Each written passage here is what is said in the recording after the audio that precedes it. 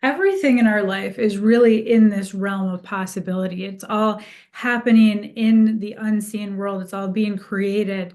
And whatever our thoughts are and our primary emotions and wherever our focus goes is the way that our life becomes structured. So I've said this before, but everything in our lives at the current moment are there because of our past thoughts and emotions.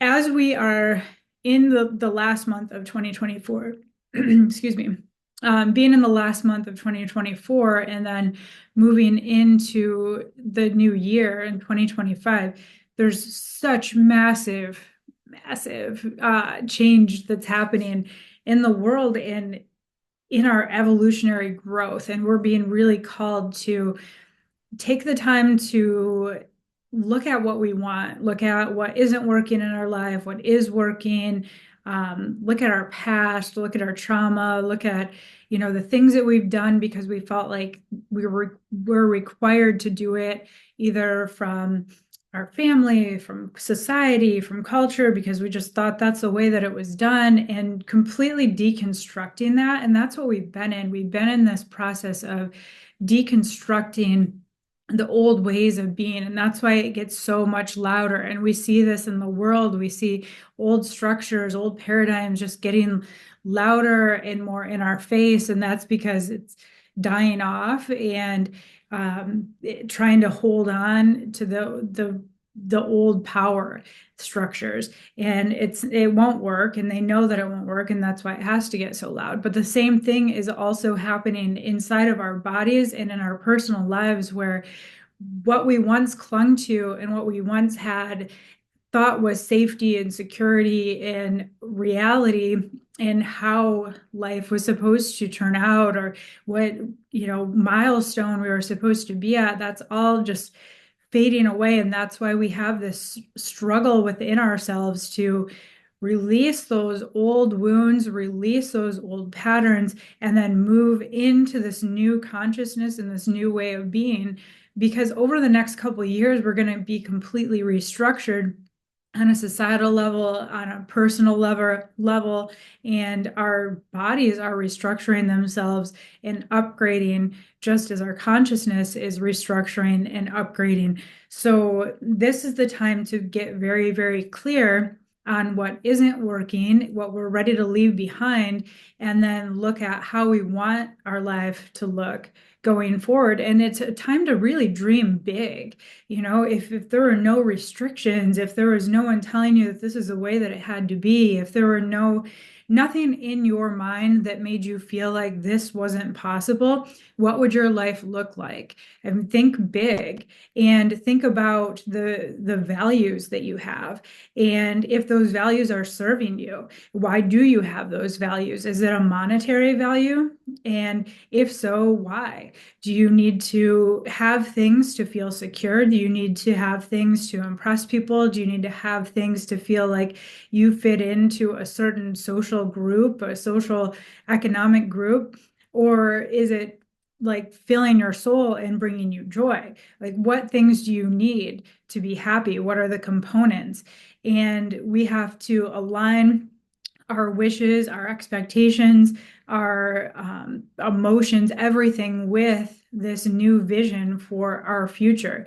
And then think bigger, expand that. We have to take care of ourselves before we can take care of anyone else. But what does it look like on a community level? Let's even start back at lower level, like our family. So we have ourselves, and then our family, and then our extended family, and then our community, and then our state, and then our country, and on and on it goes. But what does that look like? What is the perfect world for you to live in? And even thinking outside of these boundaries, I know I'll sound crazy, but at the same time, how crazy is it in this day and age right now? I mean, turn on the news. Um, but even outside of our own galaxy, outside of our own world, like what does that look like if we had connections with extraterrestrial beings or intergalactic beings? And will we learn more about where we come from going forward? Is there, some kind of disclosure where more and more people will awaken to this knowledge that so many of us on this spiritual empathic level already feel. How rapid will things begin to change? And then this is kind of going in another direction, but this is where I'm being taken, is what does that look like for people who haven't been aware of these things occurring? I mean, I just went out and got a tea, and as I'm driving, I'm like, how many people are really aware of what's going on? But then I see, like, I'm in these groups and I see people who are like, oh, if you're awake and this and that, and these people are out to get you. Sure, there's like evil people in the world. There's people who have a lot of money and power and are in more control, but the real essence of being awake, in my opinion, and I might be wrong, but I feel is understanding your own power, your own sovereignty, and your own creator abilities to see beyond those things and not look outside of yourself for a leader, or not feel like anything is in control of this projection that you have of reality. So to me, that's the breaking out of the matrix, or the expansiveness of our consciousness and our development, and really like who we are in the path that we're on. And it isn't about like, you know, just being in this illusion, in this veil lifting. It's like us raising ourselves to the level where we have the understanding, where we have the ability to communicate with one another and with spirit and whatever that entails, on a more direct and regular basis, that's opening us up to all of these possibilities.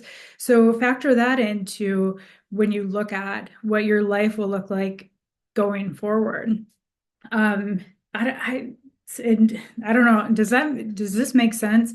Um, yeah, these things just come through.